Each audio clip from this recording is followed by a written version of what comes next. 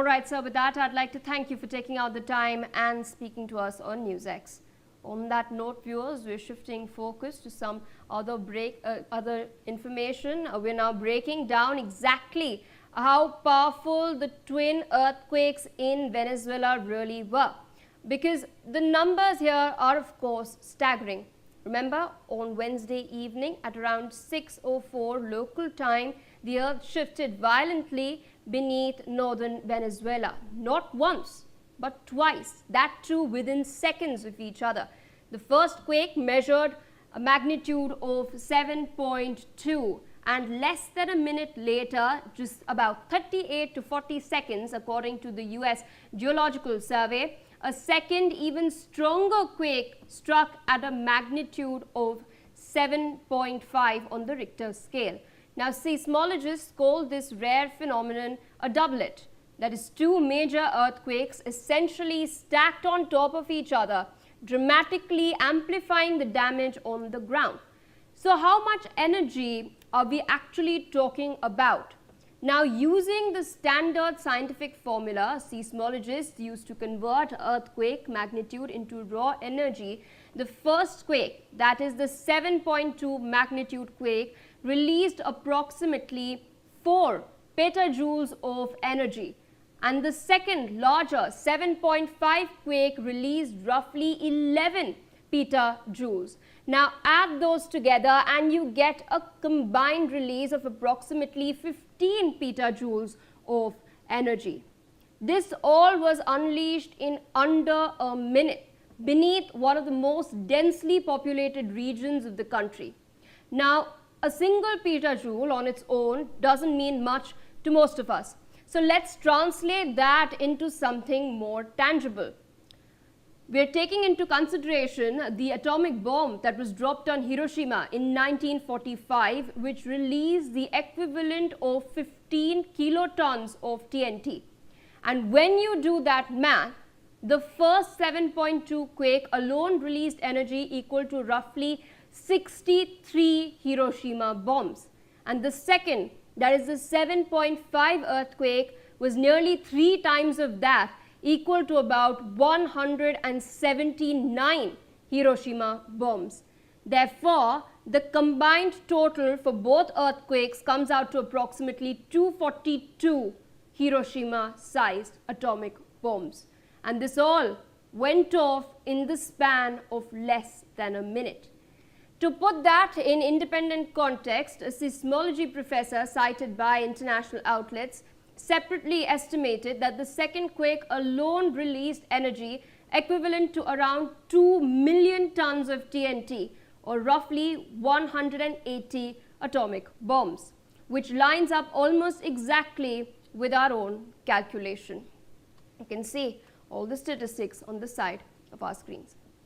With us on the broadcast is Mr. Anil Gupta. He's a seismologist. Thank you so much for taking out the time and speaking to us on NewsX. Of course, what we've seen over the course of the last 48 hours has been a tragedy of a magnitude that none of us had anticipated. Two earthquakes measuring 7.2 and 7.5 on the Richter scale back to back, less than a minute, and it's practically destroyed the lives of so many in Venezuela. But we've done the math, and what's really interesting here, to put into context just how much energy was released, it's about 242.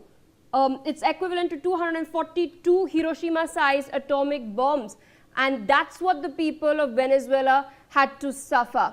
I wanted to understand from you, since you're a seismologist yourself, in your estimation and your calculations as well, what does this really mean for the people of Venezuela going forward? How is it that they can reconstruct the entire area considering this magnitude of energy that was released and the damage that has occurred?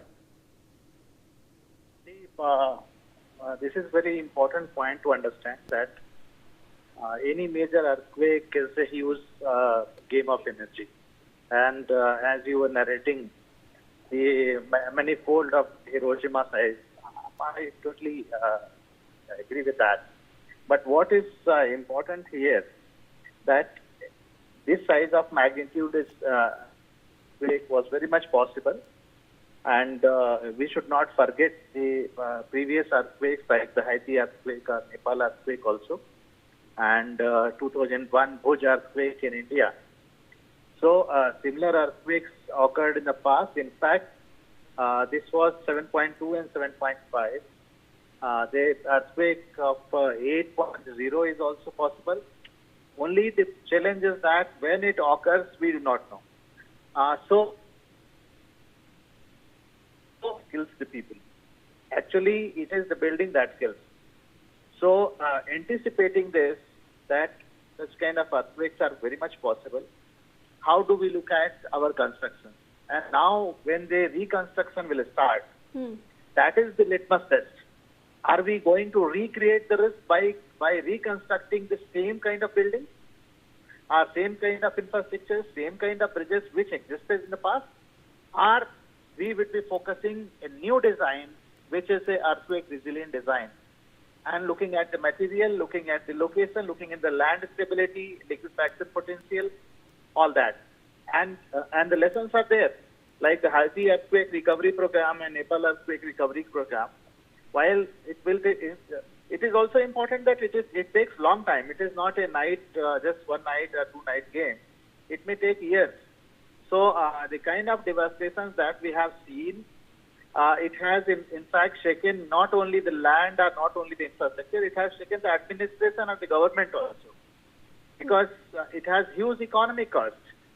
So we will have to look into this context, not only the geophysical parameters or the game of energy, which is certainly a fundamental issue, but how do we reconstruct and how do we prepare for the future?